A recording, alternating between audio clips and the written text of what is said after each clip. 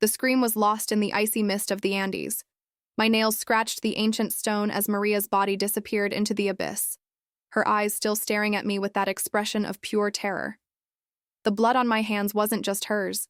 It was mine too, dripping from the wounds left by the condor's claws when I chose to save her instead of completing the mission.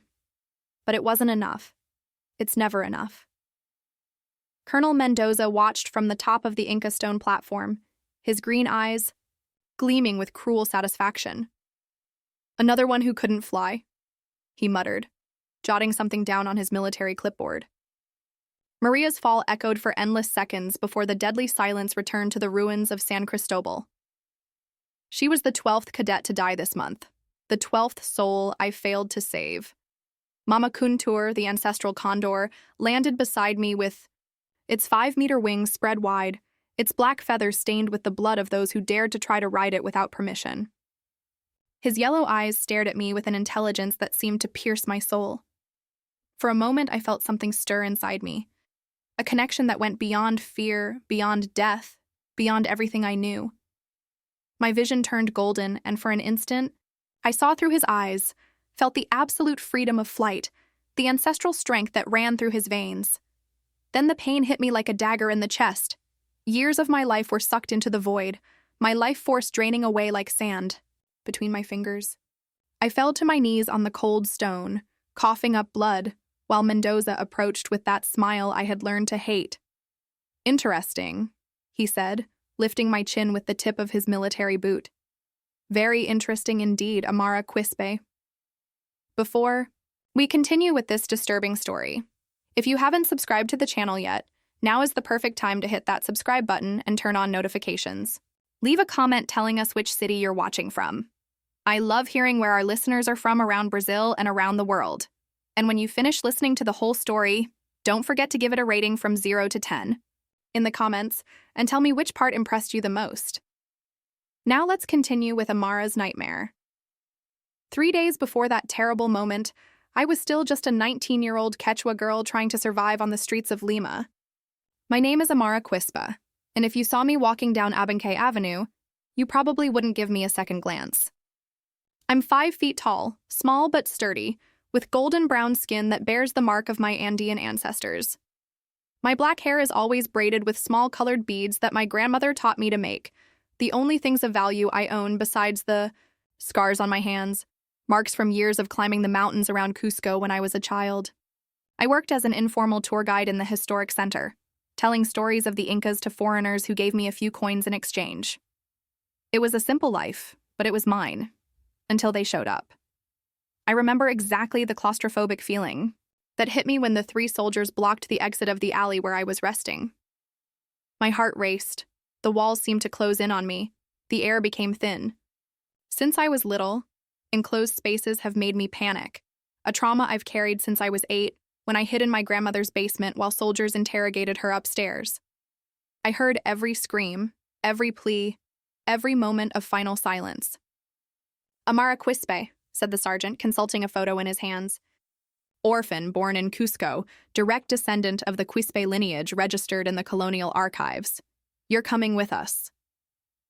"I'm not going anywhere," I replied, searching for an escape route with my eyes. I have always been suspicious of authority. Our history is full of broken promises and stolen land. The sergeant smiled, but there was no humor in his eyes. "This is not a request, señorita. It is a mandatory military summons. Inti Raymi Academy. You have 5 minutes to gather your belongings." Inti Raymi Academy? The name was familiar to me. Whispers in Quechua communities about young indigenous people who disappeared and never returned. Families who received official letters saying their children had distinguished themselves in special military service. I always thought they were just urban legends, stories to scare children. How wrong I was. They allowed me to take only a small Andean cloth bag that had belonged to my grandmother, containing sacred coca leaves and some protective amulets. Everything that remained of my old life fit in the palm of my hand. The trip to the base was a nightmare of metal and confinement. They threw me in the back of a windowless military truck with 6 other young people as lost and frightened as I was. I recognized some faces, children from indigenous communities in the mountains, all between the ages of 18 and 20, all with that same expression of silent despair I felt in my chest. During the 4-hour trip, no one spoke. The fear was almost tangible in that cramped space. Every jolt of the truck on the mountain roads reminded me that I was being taken away from everything I knew, like cattle being transported to the slaughterhouse. When we finally stopped, the first thing I felt was the wind. Strong wind, laden with sea salt and mist, sweeping across the hills of San Cristobal with enough force to knock a man down. I staggered out of the truck, my lungs finally filling with fresh air after hours of suffocation. That was when I saw the Inti Raymi Academy for the first time. Built on original Inca ruins, the military fortress was a disturbing mix of ancient stones and modern technology. Inca stone walls, those perfectly fitted stones without mortar that had withstood earthquakes for centuries, served as the foundation for concrete and steel military structures. Modern observation towers rose alongside ancient agricultural terraces, while communications antennas sprouted from the tops of sacred temples. But what really took my breath away were the condors. Dozens of them flew in circles above the fortress, their black wings spread against the gray Lima sky. These were no ordinary condors. They were gigantic, with wingspans easily exceeding 5 meters. Their cries echoed across the hills like ancient wails, a sound that seemed to come directly from the heart of the Andes. "Impressive, isn't it?" said a voice behind me. I turned and came face to face with Colonel Mendoza for the first time. Tall and imposing, his green eyes contrasted dramatically with his dark skin. He wore a dark green military uniform with gold insignia that I recognized as Inca symbols, and a deep scar marked his right arm. Claw marks, I realized later. "These condors are direct descendants of the sacred birds that served the Inca emperors," he continued, watching my reaction with scientific interest. "Each one carries in its veins the blood of creatures that flew through the skies of the Andes when Cusco was still the center of the world." Something in his tone disturbed me deeply. There was a false reverence in his words, like someone trying to appropriate something that did not belong to him. "What do you want from us?" I asked, my voice coming out more defiant than I intended. Mendoza smiled, and it was then that I noticed how perfectly white his teeth were, like those of a predator. "We want you to fly, Señorita Quispe. We want you to become condor riders, warriors of the skies like your ancestors were." The idea was both fascinating and terrifying. Flying. I had always dreamed of flying, especially when the weight of enclosed spaces became unbearable. But there was something sinister in the way he spoke, a promise that hid threats. "What if we refuse?" asked one of the boys next to me, a young Aymara with burn scars on his hands. Mendoza's smile widened. "No one refuses, young man. No one leaves the Inti Raymi Academy without first learning to fly. It's a matter of national honor." That night, we were housed in stone barracks that looked like prison cells. Thick walls, small windows with bars, cold metal bunk beds. My claustrophobia hit me with full force. Cold sweat, trembling hands, racing heart. I had to focus on the breeze coming through the window, on the distant sound of condors to keep from screaming in despair. It was during that first night that I met Maria Condori, a 20-year-old Aymara girl who slept in the bunk next to mine. She had short black hair, intense eyes, and a small traditional tattoo on her wrist that she always covered with the sleeve of her uniform. "Can't you sleep either?" she whispered in the dark. "I can't breathe properly in here," I admitted, ashamed of my weakness. "I know that feeling," she said, and for the first time since my arrival, I didn't feel completely alone. My whole family was killed when I was 15. Soldiers raided our community looking for alleged terrorists. Since then, every place reminds me of that night. We talked until dawn, sharing our stories, our fears, our silent anger at a system that saw us as expendable. Maria told me about ancient Aymara rituals her grandmother had taught her, while I shared the Quechua knowledge I had inherited. We were two indigenous girls lost in a world that didn't belong to us, trying to find strength in each other. The first day of training began before dawn. We were forced to wear khaki military uniforms, combat pants, mountain boots, tactical vests, that seemed too heavy for our small bodies. I managed to hide my bag of amulets inside my vest, a small connection to who I really was. The physical training was brutal. Running through the mountain trails of San Cristobal, strength exercises using the Inca stones themselves as weights, climbing rocky walls without safety equipment. Mendoza watched everything from a raised platform, constantly taking notes on his clipboard as if he were evaluating cattle for purchase. But the real terror began when they took us to see the condors up close. The aviary was a gigantic structure built directly on top of an ancient Inca temple. The birds were kept in huge steel cages that stretched across the hillside, each housing an ancient condor. The smell was overwhelming, a mixture of excrement, feathers, and something more primitive, more savage. Each condor here is over 100 years old, Mendoza explained as we walked between the cages. They are the last direct descendants of the sacred birds that served the Inca Sapa kings. To ride them, you must earn their respect. And that's not for everyone. He stopped in front of the largest cage in the center of the complex. Inside was the most majestic and terrifying creature I had ever seen in my life. Mama Kuntur. Over 2 meters tall with wings that stretched nearly 6 meters when open, she was a winged goddess made of black feathers and golden eyes like ancient suns. Her claws were the size of knives, her neck feathers forming a natural crown of deep black. When she saw me, she tilted her head and stared at me with an intelligence that seemed to search my soul. "This is Mama Kuntur," Mendoza said with genuine reverence in his voice. "The matriarch, 50 years without accepting a rider. Many have tried, all have failed. Some paid with their lives." For a moment, I felt something strange happen. My eyes began to tingle, a golden sensation spreading across my vision. For a split second, it was as if I were seeing through Mama Kuntur's eyes, the fortress seen from above, the wind beneath her wings, the absolute freedom of flight. Then the sensation passed, leaving only a throbbing headache. Mendoza watched me with renewed interest. "Interesting," he murmured, making another note.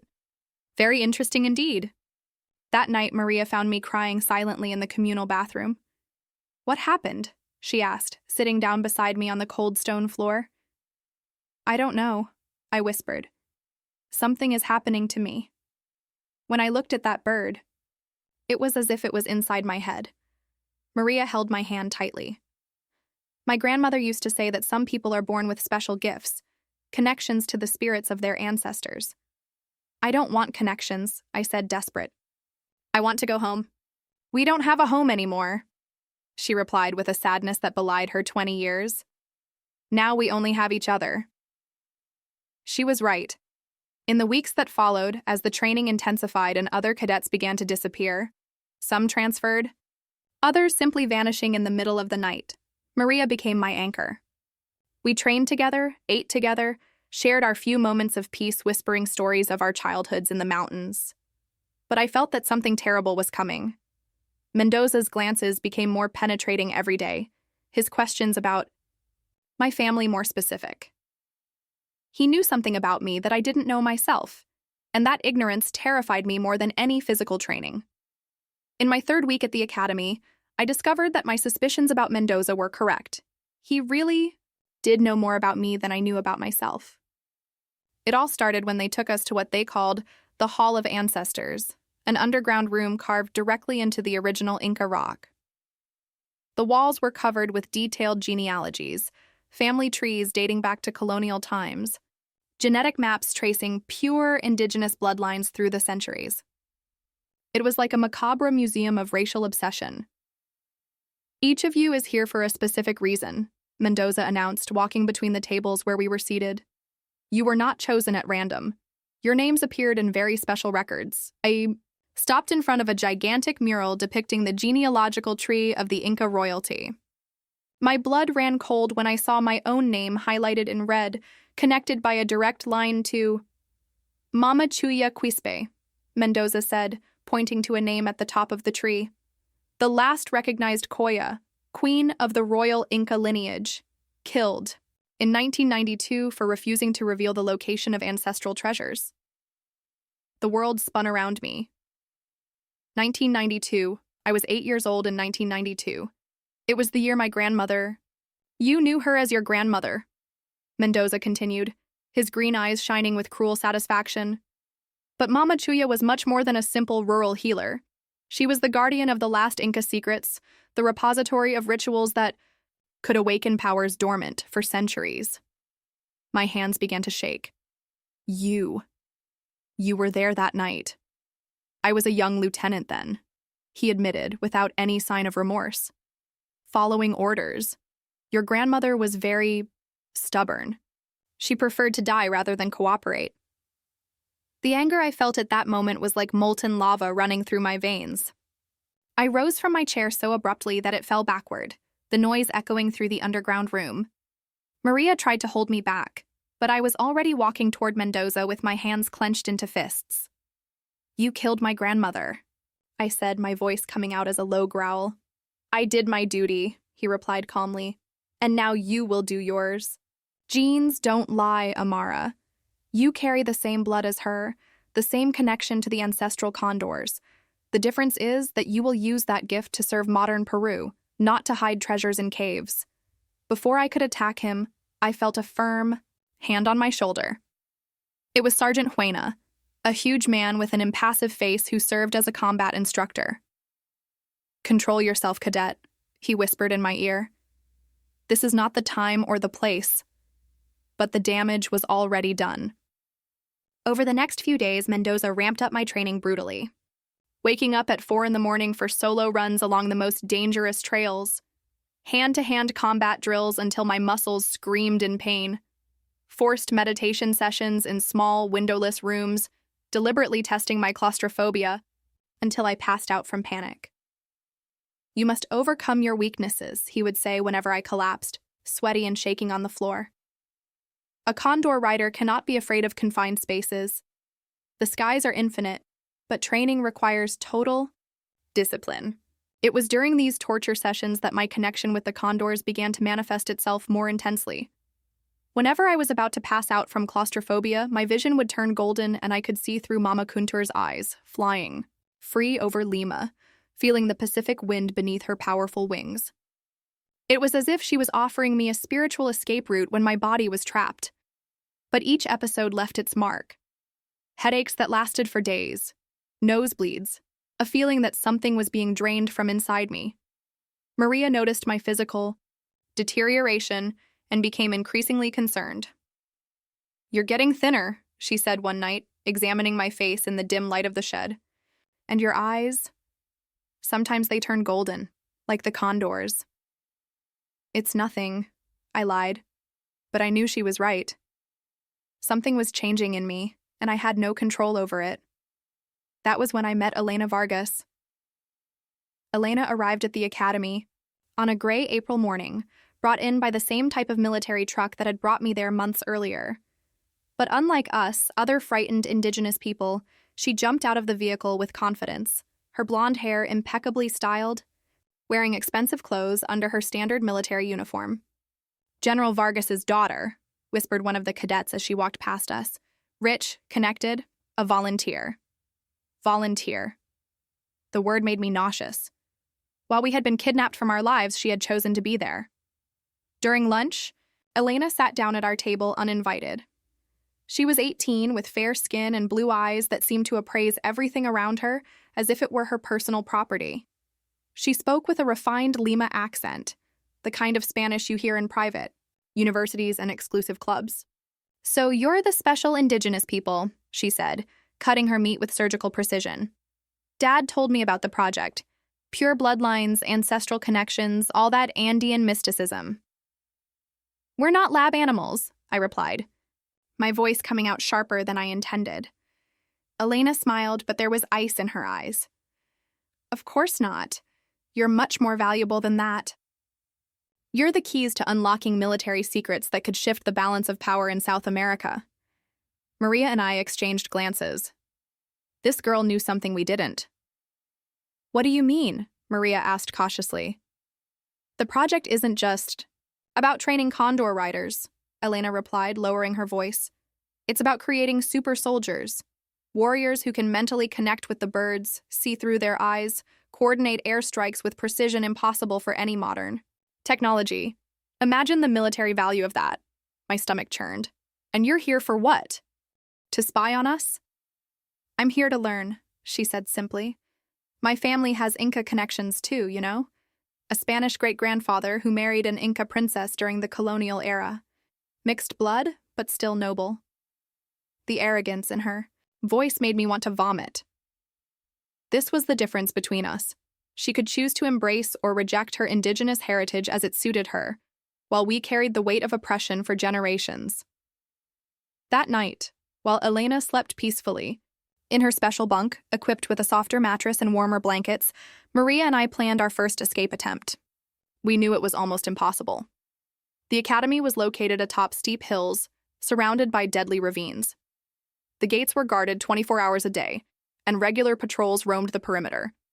But the feeling of being used as guinea pigs in military experiments was unbearable. We waited until 3 a.m. when the Lima fog was thickest. We crawled out of the barracks, using camouflage techniques we had learned during training. The plan was simple: head down the eastern slope where the vegetation was denser and try to reach the main road before dawn. We made it almost to the first guard post when everything went wrong. The spotlight found us when we were only 100 meters from the perimeter. The cruel white light swept across the hillside until it located us. 2 small figures trying to hide behind ancient Inca rocks. Stop! Hands on your heads! The guards surrounded us in seconds. Automatic rifles pointed at our bodies. Commands shouted in military Spanish echoed through the hills. Maria was trembling beside me, but I felt only cold, controlled anger.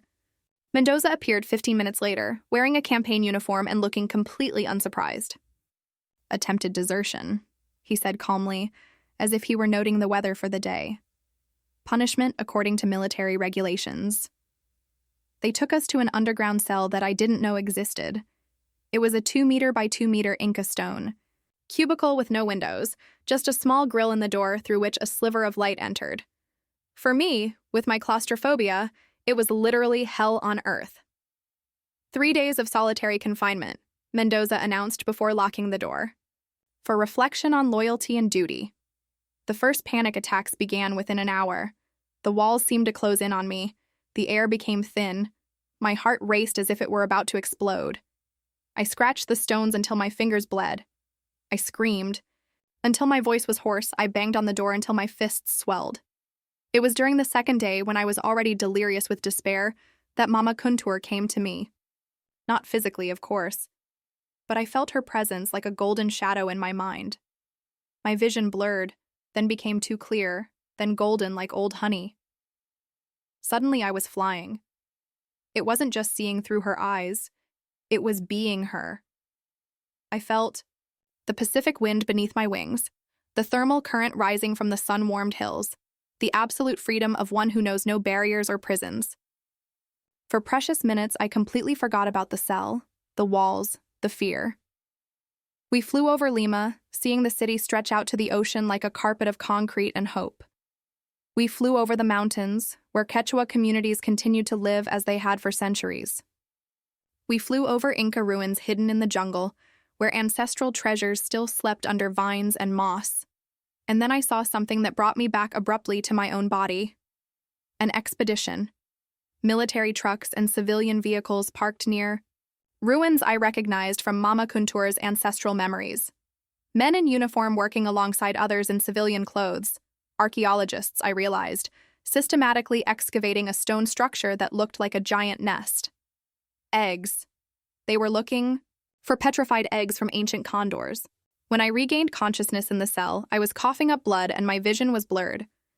I felt as if years of my life had been sucked out of me, as if my life force was being drained every time I used this connection with Mama Kuntur. But now I knew why we were really there. We weren't just cadets being trained to be riders. We were genetic keys to unlocking ancient secrets. And those secrets were worth far more than our lives. When they released me from the cell on the 3rd day, Maria hugged me as if I had returned from the dead.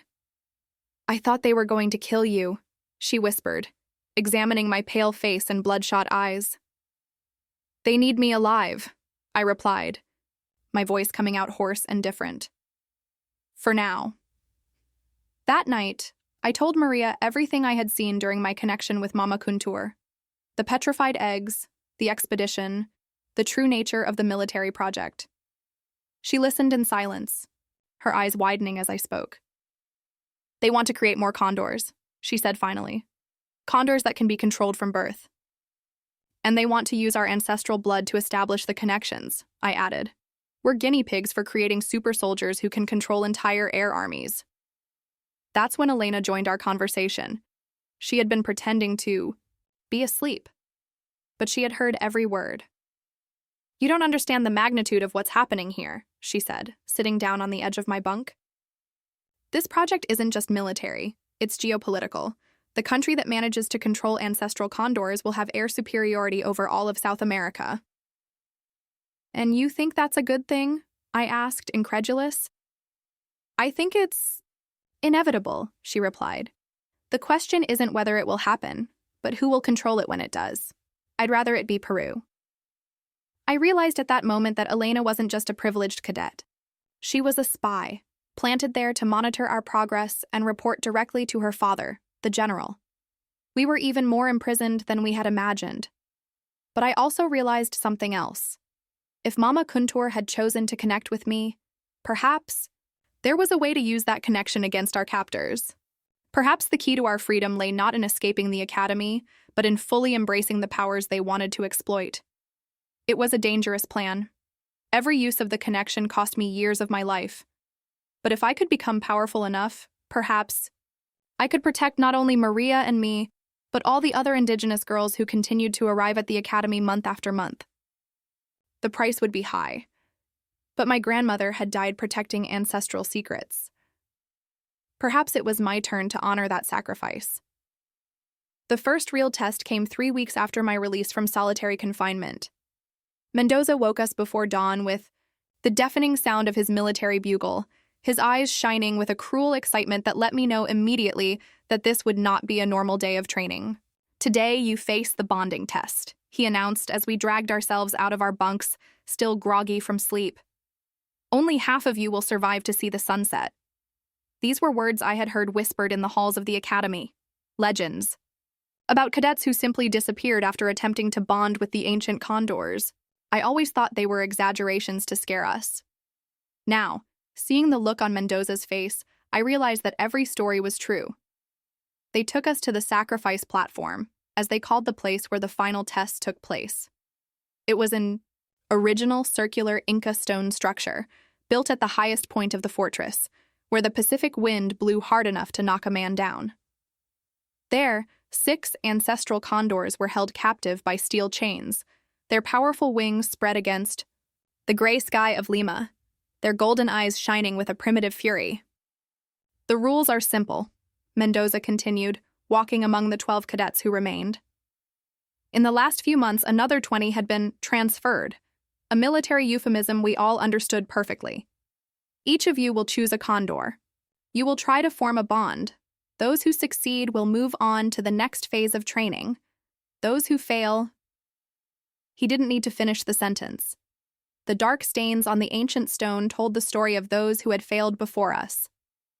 Maria was trembling beside me, her eyes fixed on a smaller male condor that seemed less aggressive than the others. Elena, on the other hand, studied the birds with the cold calculation of someone choosing a car at a dealership. I'll go first, Elena said, stepping forward confidently. She always had to be the center of attention, always had to prove she was special. She chose the largest of the males, a condor with a wingspan of almost 6 meters, whose feathers glistened like black metal in the morning light. The chains were removed, and the bird rose to its full height, 2 heads taller than Elena, its talons scratching the Inca stone with a sound like knives being sharpened. Bond with it, Mendoza ordered.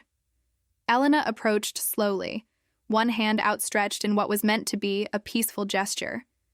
The condor tilted its head, studying her with ancient intelligence. For a moment, I thought she might actually succeed. There was something about her posture, a natural arrogance that perhaps birds respected. Then she made the fatal mistake. Instead of waiting for the condor to accept her presence, Elena tried to force a mental connection. I saw her pupils dilate, her breathing become ragged, her whole body tensing in an attempt to penetrate the bird's mind by brute force. The condor reacted instantly. A powerful wing struck her in the chest, throwing her against the stone wall with enough force to break her ribs. Elena doubled over in pain, blood streaming from her mouth, but she was still trying to get up when the condor lunged forward again. "Enough!" Mendoza shouted, and soldiers with electric batons forced the bird to retreat. Elena was carried to the infirmary, conscious but clearly injured. 3 broken ribs, we later learned. Her arrogance had almost killed her. "Next," Mendoza said coldly, as if commenting on the weather. One by one, the other cadets tried and failed. Some managed to get close to the birds before being attacked. Others didn't even get that far. The condors rejected them the moment they stepped onto the platform, their feathers bristling in hostility. When it was Carlos Mamani's turn, an 18-year-old Aymara boy who had always been kind to me, I felt my stomach tighten. He chose an older female with gray feathers around her neck and approached her with cautious, respectful movements. For a few minutes, it looked like he might succeed. The bird allowed him to approach, tilted its head, when he whispered words in Aymara and even lowered a wing in a gesture that seemed like acceptance. Then, without warning, it attacked. Her talons pierced Carlos's chest as if it were paper. He looked down, surprised, seeing his own blood spreading across his military tunic. He tried to speak, but only blood came out of his mouth. He collapsed, on the ancient stone, his eyes still open, still trying to understand what had gone wrong. "Remove the body," Mendoza ordered, his voice showing no more emotion than if he were asking someone to clear a table. That's when I realized he wasn't just testing our ability to bond with the condors. He was systematically eliminating us, keeping only those who showed something special, something worth the military investment. Maria was next. She chose the smallest condor she had noticed before, approaching it slowly and singing softly an Aymara song her grandmother had taught her. The condor watched her with interest, tilting its head from side to side like a curious dog. When Maria reached out her hand, the bird sniffed her fingers delicately. My heart raced with hope. Maybe she could do it. Maybe there was a way to survive this nightmare without any losses. But when Maria tried to touch the feathers on the condor's neck, it backed away and let out a deafening cry that echoed through the hills. It didn't attack her, but it made it clear that it would accept no bond. "Failure," Mendoza declared. "Next." Now there were only 3 cadets left. Me, a Quechua girl named Inti, and a mestizo boy from Arequipa named Diego. The colonel looked directly at me. "Amara Quispe, your turn." I walked to the center of the platform, feeling the icy wind from the Pacific cutting through the morning mist. The 2 remaining condors watched me, a young male with pristine black feathers, and Mama Kuntur. There was no question which one I would choose. From my first day at the academy, I had felt an inexplicable connection to the matriarch. She had visited me during my confinement, shared her ancestral memories, shown me visions I did not yet fully understand. "Mama Kuntur," I said aloud, my decision echoing across the platform. I heard surprised murmurs among the observers. 50 years without accepting a rider, dozens of cadets dead trying to bond with her. It was a death sentence, and everyone knew it. Mendoza smiled, and there was something cruel and expectant in his expression. "Interesting choice. Proceed." The chains were removed, and Mama Kuntur rose to her full height, 2.5 meters, of ancient power, wings that stretched out like storm shadows, golden eyes that seemed to search my soul. She was the most beautiful and terrifying creature I had ever seen. I approached slowly, but not fearfully. There was respect, even reverence, but no fear. This bird and I shared something that went beyond normal human understanding. "Mama Kuntur," I whispered in Quechua, using the words my grandmother had taught me to speak to ancestral spirits. "I am Amara, daughter of Chuya, granddaughter of your lineage. I come in peace." The bird tilted its head, studying me with that ancient intelligence. Then slowly it lowered its beak until it almost touched my face. I felt its warm breath, the wild smell of mountains and ancient winds. I held out my hand, not to touch her, but in offering. In my palm was one of my grandmother's amulets, a small piece of Inca gold that I had always carried hidden. Mama Kuntur sniffed the amulet, and her eyes widened. Suddenly, I felt a powerful mental presence touching mine, like golden fingers exploring the corners of my consciousness. "Daughter of the last Koya," said a voice that was not a voice, resonating directly in my mind. "Blood of kings, soul of a warrior. I have waited long for you." The connection was established like a golden lightning bolt piercing my brain. Suddenly, I could see through Mama Kuntur's eyes, feel the power of her wings, know the ancestral memories she had carried for over a century. I saw the Inca Empire in its glory, when giant condors flew over Cusco carrying royal messengers. I saw the arrival of the Spanish, the massacre, the systematic destruction of a civilization. I saw generations of ancestral condors being hunted, their eggs destroyed, their species brought to near extinction. And I saw the future that Mama Kuntur feared, her children being raised in laboratories, domesticated, turned into weapons of war by people who neither understood nor respected their sacred nature. "They want to use you to control my children," said the matriarch's mental voice. "But I offer another way. Accept my true bond, and together we can protect our lineage." I knew there was a price. I felt years of my life being drained away with every second of the connection. But I also felt something else. Purpose, belonging, the weight of an ancestral responsibility that finally made sense. "I accept," I whispered aloud. Mama Kuntur spread her wings fully, a wingspan of nearly 6 meters that blocked out the sun. Then, impossible to believe, she lowered herself, folding one of her powerful wings to form a ramp. It was an invitation to fly. I climbed onto her back with careful movements, feeling the incredible strength of the muscles beneath her feathers. Her claws dug into the Inca stone, preparing for takeoff. "Impossible," I heard Mendoza murmur behind me. Then we flew. The feeling of leaving the ground was like being reborn. The wind hit me like a physical force, but Mama Kuntur cut through it like a black arrow. In seconds, we were high in the air, Lima stretching out below us like a 3-dimensional map. But this time the connection was different. It wasn't just seeing through her eyes, it was a complete merging of consciousnesses. I was Amara, and I was Mama Kuntur, human and condor, past and present united in a flight that defied the laws of nature. We flew over the academy, and I could see the astonished faces of the observers below. We flew over Lima, over the Pacific Ocean, over the distant mountains where my grandmother had been born. And in every place we passed, I felt other presences, other ancestral condors scattered across the mountains, waiting for a sign.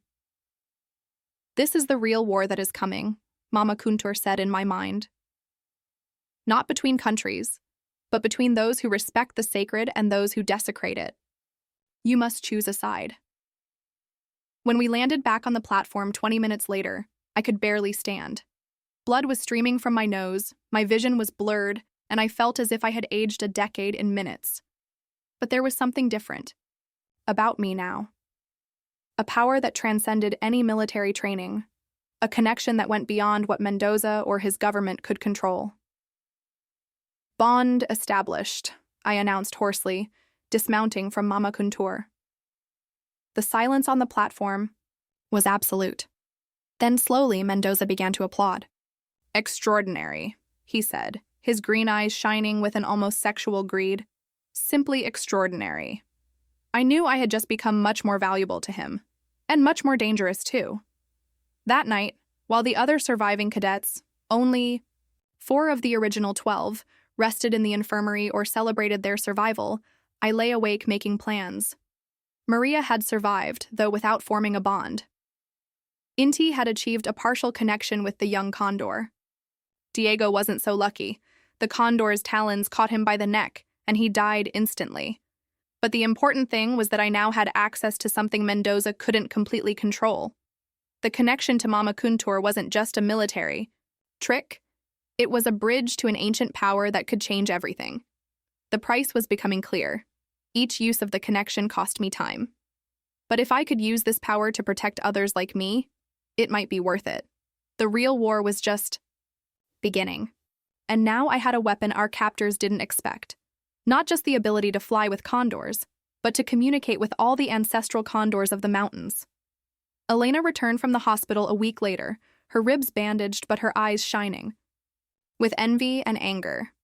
She knew I had achieved something she could never achieve, and it ate away at her inside. "You have no idea what you've just unleashed," she said one night when she thought I was asleep. She was right. I had no idea, but I was about to find out. The betrayal came from where I least expected it. 2 weeks after forming a bond with Mama Kuntur, I woke up in the middle of the night with a sense of impending danger. My ancestral connection had intensified to the point where it warned me of threats before they even materialized. What I didn't expect was to discover that the threat was sleeping in the bunk next to mine. Maria was whispering into the hidden military phone, thinking I was fast asleep. But her words in Aymara hit me like stabs to the heart. "Yes, sir. She can connect with all the condors in the mountains now. Yesterday I saw her summon 3 of them with just her thoughts. No, sir, she doesn't suspect a thing. She still trusts me completely. I understand. Tomorrow during the training flight." I closed my eyes and pretended to continue sleeping, but my world had fallen apart. Maria, my only friend, my sister in suffering, the person I would protect with my own life, was reporting my every move to Mendoza. For months, she had pretended to be my friend while spying on me. Every secret I had shared, every moment of vulnerability, every detail about my connection to Mama Kuntur, everything had been relayed to our captors.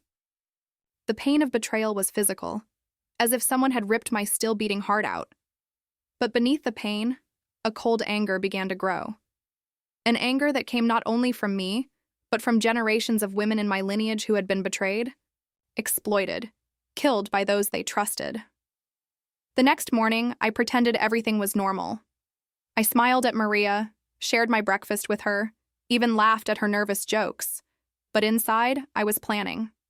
The training flight was scheduled for 2 in the afternoon. Mendoza had organized a special demonstration for important visitors, Peruvian army generals and a few men in suits who were clearly not military. Foreigners, I realized, international buyers interested in Condor jockey technology. "Today, you will demonstrate the full capabilities of the bond," Mendoza said during the briefing. "Formation flying, telepathic command of multiple condors, coordinated simulated airstrikes." It was exactly what I had expected. They wanted to use me as a demonstration of the military potential of the ancestral condors. They wanted to prove to foreign buyers that Peru had developed a unique and devastating biological weapon. What they didn't know was that I had spent the last 2 weeks not only learning to control my connection with Mama Kuntur, but expanding it to include all the ancestral condors in the nearby mountains. There were 12 in total, centuries-old birds that had hidden from the authorities for decades, living in inaccessible caves in the Andes. When I connected with Mama Kuntur on the flying platform, I immediately sensed that she also knew of Maria's betrayal. The condors shared information with each other in ways humans didn't understand, and my friend had been observed during her nightly phone conversations. "Today we end this," said the matriarch's mental voice as we took off. "No more experiments, no more deaths. Today our children fly free." We climbed high, much higher than any previous training flight. Mendoza and his guests became tiny dots on the Academy's observation platform. The wind from the Andes cut through me like ice knives, but I felt more alive than ever. That's when I called the others. I extended my consciousness across the mountains, touching every ancestral mind I could reach. "Come," I called in mental Quechua. "The time has come." One by one, they appeared on the horizon, black dots emerging from caves and gorges, powerful wings cutting through the clouds. 12 ancestral condors responding to the call of their matriarch, and the last descendant of the Inca royal line. Down below in the academy, I heard cries of alarm. Sirens began to wail. Soldiers rushed to combat positions. But what could they do against creatures that had ruled the skies for millennia? "Now they see our true power," Mama Kuntur said with fierce satisfaction. The 13 condors gathered in a flight formation that did not follow human military patterns, but ancient Inca traditions of aerial warfare. Mama Kuntur and I in front, the others forming a perfect V behind us, like a black arrow aimed at the heart of the academy. We dove. The descent was like falling from the sky itself. The wind howled around us. The speed made my eyes water, but I could feel Mama Kuntur's wild joy as we approached the academy that had been our prison. We landed on the main platform with enough force to crack the ancient Inca stone. The other 12 condors landed around us, forming a circle of ancient power that made the air vibrate with primal energy. Mendoza was pale as a sheet, but still, trying to maintain control of the situation. Amara, return the condors to their cages immediately.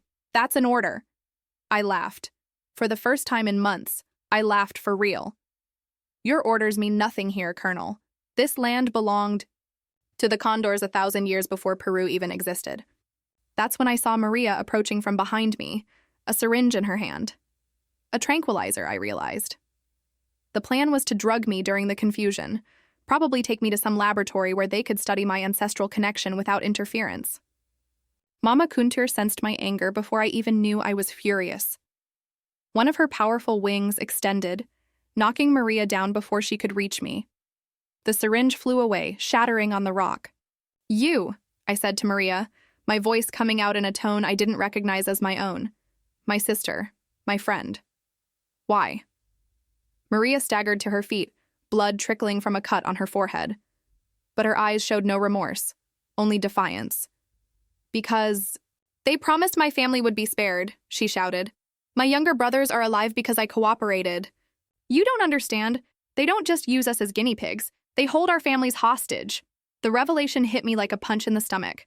All this time, thinking we were just orphans taken by force, when in fact they had systematically identified our relatives and were using them as leverage. Where? I asked, my voice dangerously low. Military facility in Huancayo, Maria replied, tears streaming down her face. 300 people, families of all the cadets who have passed through here in the last 5 years. If you don't cooperate, if you cause trouble, they die. It was the darkest moment of my life. To discover that my only friend had betrayed me for months. To discover that our rebellion could cause the deaths of hundreds of innocent people. To discover that even with all my ancestral power, I was still a pawn in a game much bigger and crueler than I had imagined. Mendoza took advantage of my hesitation. See? There are always consequences, Amara. There are always people who get hurt when you try to be a hero. But then Elena appeared, still limping from her broken ribs, carrying something that made my blood run cold. A military fragmentation grenade. My father gave me very specific instructions, she said, her voice trembling but determined. If the project got out of control, if Amara became too much of a threat, I was to use this. She was holding the grenade in one hand, the safety pin in the other. Her hands were shaking, but there was a desperate resolve in her eyes. You have no idea what you're doing, Elena continued. This project is bigger than any of us. There are similar laboratories in 3 countries. If Peru fails, others will take over. At least here we have a chance to control how the technology is used. Used for what? I shouted, feeling the condors around me grow agitated with my anguish. To create super soldiers? To dominate other countries? To turn sacred creatures into weapons of war? To protect what remains of our heritage, Elena replied with surprising passion. Do you think the Americans, the Chinese, the Russians aren't trying to replicate this technology? At least if Peru controls it, our ancestral culture will have some influence. It was twisted logic, but there was a grain of truth that made me hesitate. If I destroyed this project, other countries would simply develop their own versions without any respect for Inca traditions. And there were the families imprisoned in Huancayo. 300 people who would die if I didn't cooperate. It was the most desperate moment of my life. Surrounded by ancestral condors ready to fight, but knowing that any action I took could cause the death of innocent people. Betrayed by the only person I trusted. Confronted by an enemy willing to kill herself to stop me. Mama Kuntur sensed my anguish and whispered in my mind. There is always another way, daughter of Koya, but it requires sacrifice. What sacrifice? I asked mentally. Your humanity, Accept the ancestral bond completely. Become one of us forever. Then you will have enough power to save everyone. But you will never be fully human again. I understood what she was offering. A permanent transformation. That would give me control over all the ancestral condors on the continent, but it would cost me my human form. I would become something between a woman and a bird, the spiritual guardian of the condors forever. I looked at Maria, still bleeding and crying for betraying the only friend she had. I looked at Elena, trembling with the grenade in her hand, willing to die to prevent me from ruining her father's plans. I looked at Mendoza, who watched everything, with scientific fascination as if we were lab rats. And then I looked at the 12 ancestral condors around me, century-old birds that had survived the Spanish conquest, the Republic, the military governments, waiting patiently for someone who could lead their revenge. All right, I said, aloud, my decision echoing across the stone platform. I accept. Mama Kuntur spread her wings fully, and suddenly all the other condors did the same. 13 pairs of wings created a dome of black feathers around us, blocking out the sun and creating a sacred space where ancient rituals could take place. The transformation began immediately. I felt bones shifting, muscles reconfiguring, my vision sharpening as a new form of perception opened up in my mind. I could sense every ancestral condor within a 1,000-kilometer radius, their minds connecting to mine like links in a golden chain. But I also felt years of life being drained from me in seconds, decades of human existence being exchanged for ancestral power. When the transformation was complete, I was still Amara, but I was also something more, a living bridge between the human world and the world of the condors. When the wings opened again, everyone on the platform recoiled. I still had human form, but my eyes were completely golden now. My hands bore marks that looked like feather tattoos, and when I spoke, my voice echoed with harmonies that were not entirely human. Now, I said, and my voice made the Inca, stone itself vibrate. Let's settle this once and for all.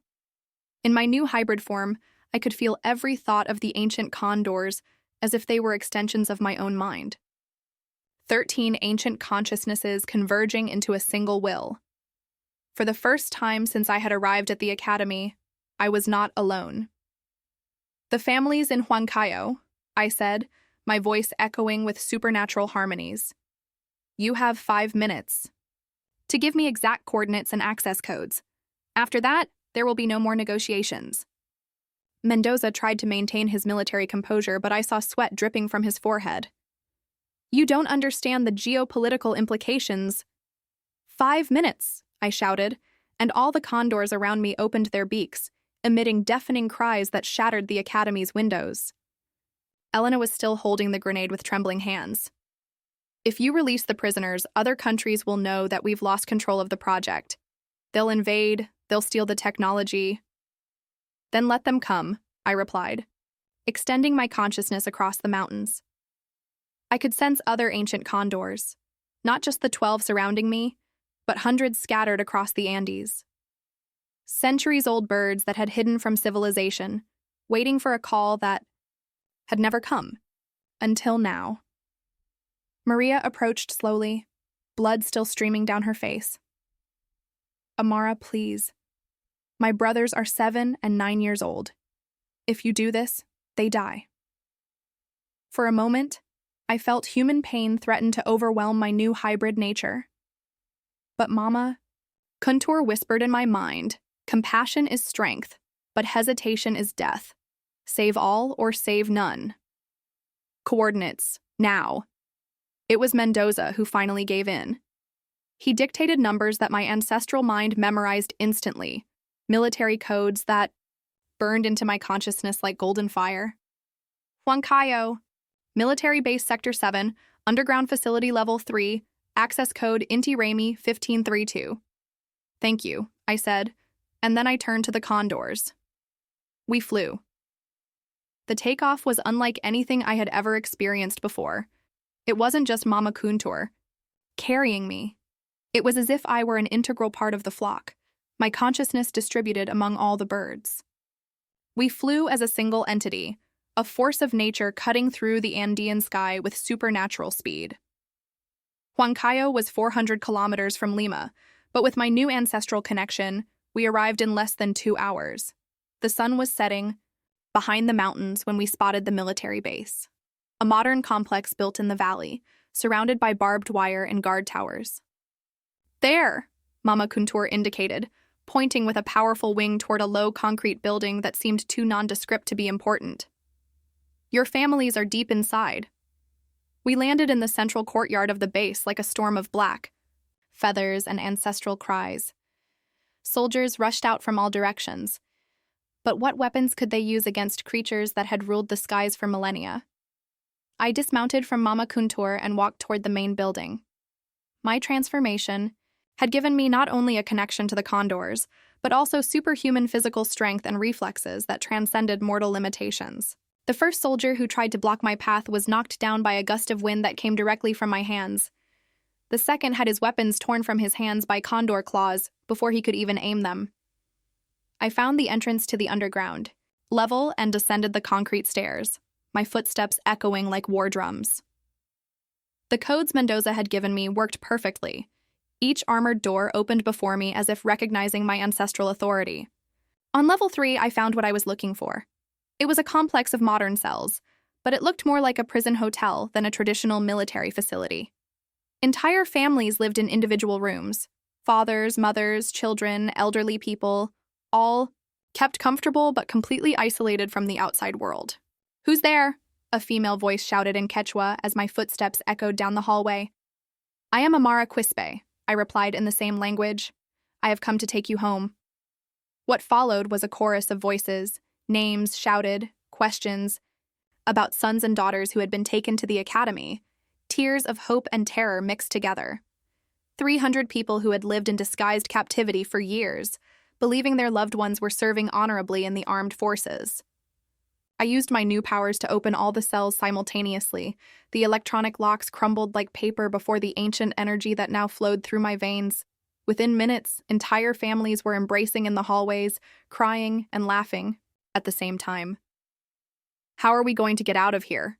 asked an elderly man, the father of one of the cadets who had died during my training. I smiled, and felt that my smile was somehow not human now. "You're going to fly." In the next 15 minutes, I organized the largest air rescue in the history of the Andes. Using my expanded connection, I called all the ancestral condors within a 1,000-kilometer radius. They came, centuries-old birds emerging from secret caves, gigantic creatures that had not been seen for decades, an ancient air force that darkened the sky over Huancayo as if a supernatural storm had arrived. Each condor could easily carry 2 adults or 3 children. Within hours, all 300 families were being transported back to their home communities in the mountains, carried by birds that their own ancestors had revered as gods. But I knew that the real war was just beginning. When I returned to Lima 3 days later, I found the academy under siege. Mendoza had called in military reinforcements, installed anti-aircraft missile systems, and declared a national state of emergency. The international media was covering what they called the supernatural uprising in Peru. Elena was waiting for me on the main platform, no longer with a grenade in her hand, but with a proposal. "My father wants to negotiate," she said. When I landed with Mama Kuntur, her eyes showed a mixture of fear and respect that had not been there before. Official recognition of the rights of the ancestral condors, legal protection for indigenous communities, transformation of the academy into a conservation center instead of a military installation. "In exchange for what?" I asked suspiciously. "Your cooperation in studying the ancestral connection, not as a weapon, but as a scientific phenomenon. Imagine what we could learn about consciousness, about the connection between species, about how to replicate and control it," I finished. "The answer is no." That was when Maria appeared, walking slowly toward us. She looked different, thinner, her eyes red from crying. But there was something resolved in her posture. "I'll tell you everything," she said simply. "The whole truth. To the international press, to human rights organizations, to anyone who wants to listen. About the experiments, about the deaths, about the families held hostage." Mendoza ran out of the main building. "You can't! You're under military oath!" "What oath?" Maria replied bitterly. "I was 20 years old when they kidnapped me. I never enlisted voluntarily. I never swore allegiance to anything but keeping my family alive." And that is exactly what she did. In the months that followed, Maria became the main witness in an international investigation into illegal military experiments involving indigenous peoples. Her courage in revealing the truth, even though she knew she could have been killed for it, sparked a wave of reforms that spread across the continent.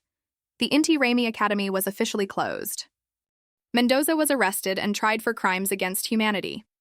General Vargas, Elena's father, was removed from his post and exiled. But the most important change happened within me. As the months passed, I learned to balance my hybrid nature. I could still connect with all the ancestral condors. I still carried the power of transformation, but I also managed to retain my essential humanity. It was as if I had become a permanent bridge between two worlds. I established a sanctuary in the mountains of Cusco where ancestral condors could live freely under legal protection. I worked with Quechua and Aymara communities to document ancestral knowledge before it was lost forever. I trained young indigenous people to become guardians of the condors, not as military weapons, but as spiritual protectors. Elena surprisingly joined the project. Her near-fatal experience with the condors had changed her perspective completely. She used her family connections to secure international funding for the sanctuary, turning her guilt into positive action. And Maria? Maria became a powerful activist, traveling the world telling her story, ensuring that no other indigenous child would be kidnapped for military experiments. A year later, on the anniversary of the Academy's destruction, we gathered at the top of Machu Picchu for a special ceremony. It was sunset, and hundreds of ancient condors flew in circles above the Inca ruins, their black silhouettes silhouetted against the golden sky. "Do you think it was worth it?" asked Maria, standing beside me at the edge of the precipice. I looked at my hand, where the marks of feathers were still visible under the skin. I had lost decades of normal human life in the transformation, but I had gained something that transcended any individual existence. "My grandmother died protecting ancestral secrets," she said finally. "I lived to set them free. Yes, it was worth it." Mama Kuntur landed beside me, her feathers silvered by age, but her eyes still shining with ancient wisdom.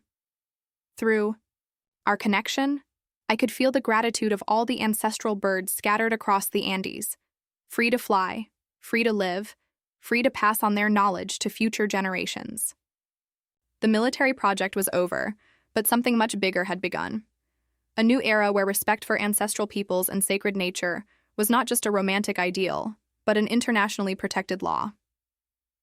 I held out my hand and Maria held it tightly. Elena joined us, and for a moment we were just three young women watching the sunset over the ancient mountains.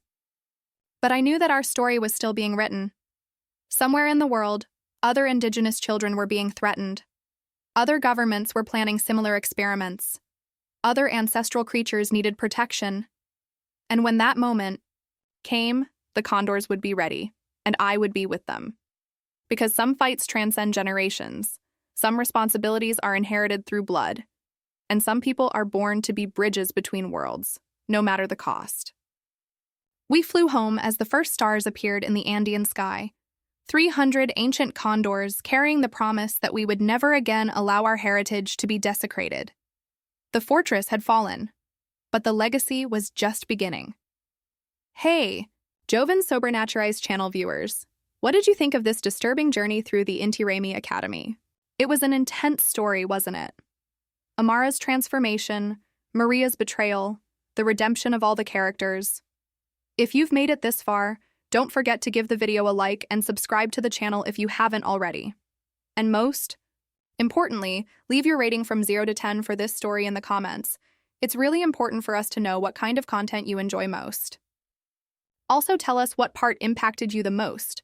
Was it the discovery about Amara's grandmother, Maria's betrayal, the moment of transformation, or maybe the redemptive ending? I love reading your comments and knowing what moves you the most in these stories. And while you're at it, suggest themes for the next supernatural stories we'll explore together here on the channel. See you next time, everyone.